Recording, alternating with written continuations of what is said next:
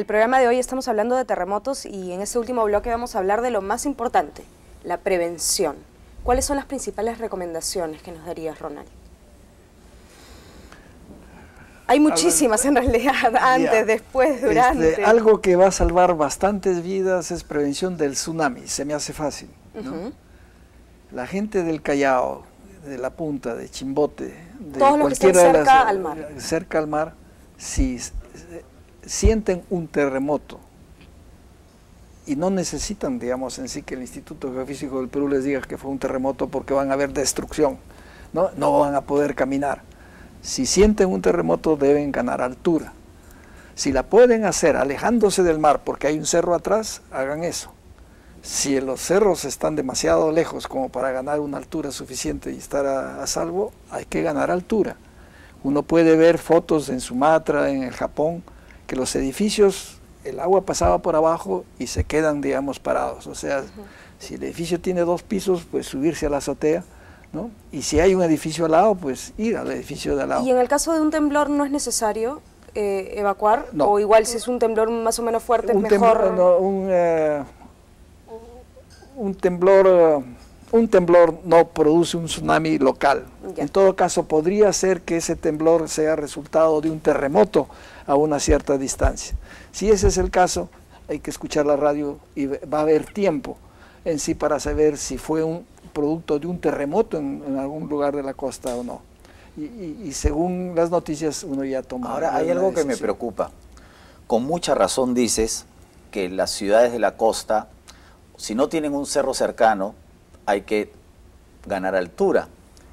El tema es que muchas construcciones en nuestro país y lógicamente en la costa, justamente el último piso está sin construir, no tiene techo. O sea, las casas que tienen 2 pisos, el tercero está inconcluso. Si tienen 3 pisos, el cuarto está inconcluso. ¿Eso es lo primero que se va a caer, Ronald? Ya. Pero no contradice lo que dije antes. No, claro. Porque a lo mejor, de todas maneras, si te subes al piso ya no te van a caer los ladrillos encima porque estás en la azotea del edificio. No, pero eso es un peligro bastante importante, diría yo, en Lima. No necesito repetir lo que tú dices. Tengo imágenes en sí de 4 ejemplos en que uno puede ver las paredes sin columnas, sin techo sobre todo.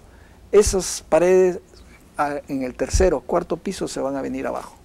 Y la gente que salga de su casa, de su edificio, en los pisos de abajo, les van a caer la pared encima. Eso es lo que los va a matar. O sea, van a salir más bien a exponerse de lo que cae de arriba.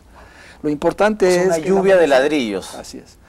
Y hay una solución, es cuestión de autoridad. La municipalidad debe normar o todas esas paredes se tienen que venir abajo, destruir o terminan la construcción. El tema es que en muchos distritos la gente no termina de construir porque así se evita pagar un mayor impuesto predial, porque la casa está en construcción, no está terminada, y el impuesto va subiendo, pero eso es un peligro. Bueno, entonces se cambia la ley, se cambia la norma para que no sea un incentivo. Pero definitivamente la norma y la ley debe ser esos pisos sin construir no deberían existir. Ahora, no solamente es cómo construyes o dejarlo inconcluso, sino también dónde construyes. Es decir, hay mucha gente que por ignorancia, por una serie de razones construye en los lugares más peligrosos, no solamente en Lima, sino en muchas ciudades, junto a los ríos, ¿no?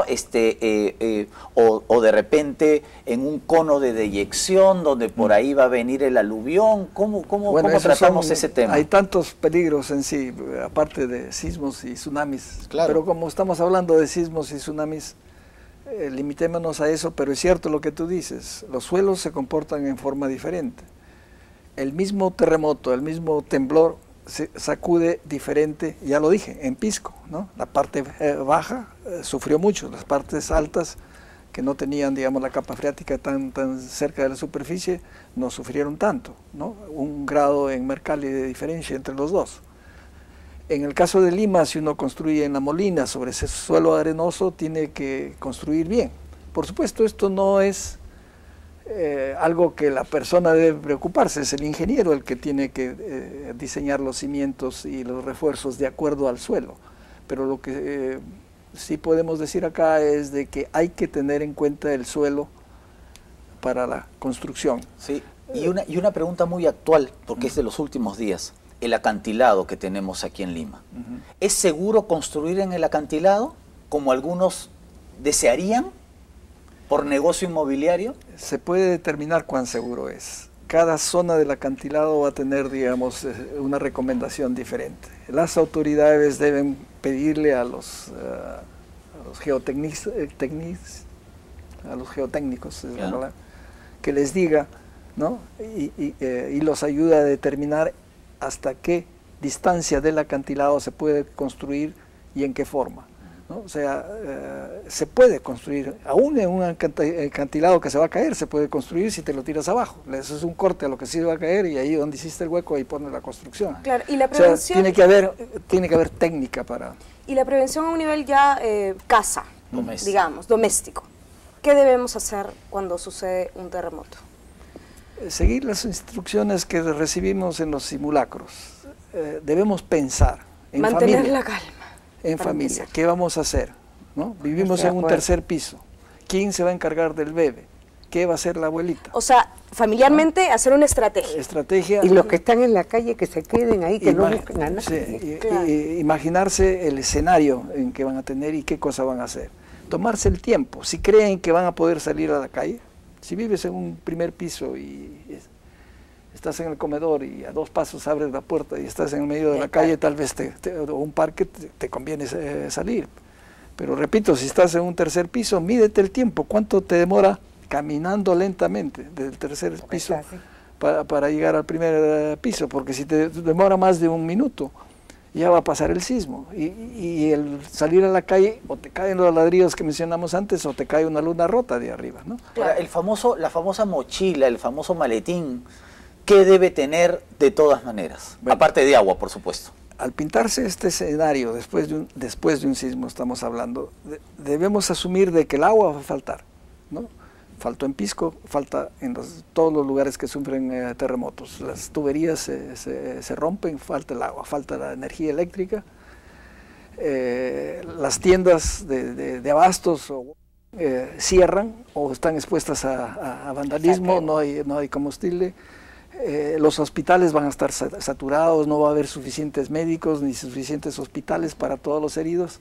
Entonces, si eres padre de familia, tienes que atender a los heridos de tu casa. Debes medicinas tener pues, básicas, una botina, alimentos, ahora, agua, algo para un abrigarse. botellón de agua ahí guardado. Claro, ahora lo que dicen también es que hay que guardar cierta cantidad de dinero en efectivo porque, por ejemplo, los cajeros automáticos no van a funcionar. Claro.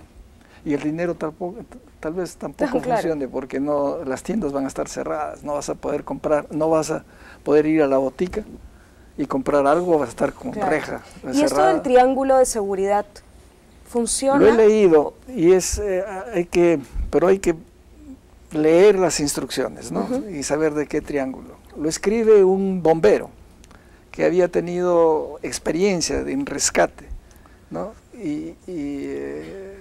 Los consejos que da son resultados de lo que él ha visto en terremotos y dice que los lugares más seguros son pegados a la pared, sobre todo en la parte estructural en sí, no en el centro de la habitación, sino la columna. Pegado en las vigas, sí. abajo en el piso, o sea, si te echas a lo largo en el ángulo que hace la pared con el piso, tienes mucho menos chance de que te caiga algo encima.